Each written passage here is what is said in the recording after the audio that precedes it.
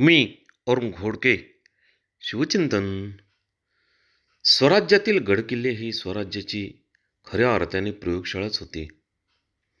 इथे मावळ्यांनी शौर्य शिकले, रयतेने सुरक्षेचा श्वास घेतला आणि राजांनी आदर्श कारभार केला.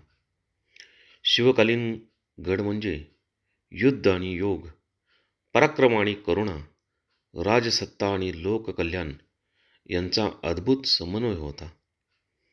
ते केवळ स्थापत्य नव्हते, तर स्वराज्याच्या संस्कारांनी घडलेली तीर्थक्षेत्रे होती. गडकिल्ले हे केवळ युद्धासाठी नव्हते, ते होते एक प्रकारचे शिवकालीन न्यायालय. धान्याची कोठारे, शस्त्रांचे देवालय आणि संकटसमयी प्रजेला मिळणारे आश्रयस्थान. सह्याद्रीच्या कडेकपाऱ्यावरती उभे असलेले हे किल्ले नुसते दगड नाहीत, ते स्वप्नांचे शिल्प आहेत.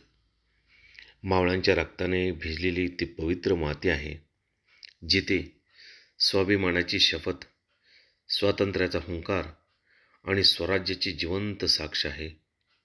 थोडक्यात, शिवकालीन गडकिल्ले म्हणजे रणनीती, प्रशासन, अर्थकारण आणि संस्कृती यांचे एकत्रित स्वातंत्र्याचे प्रतीक होय. बहुत काय बोलणे.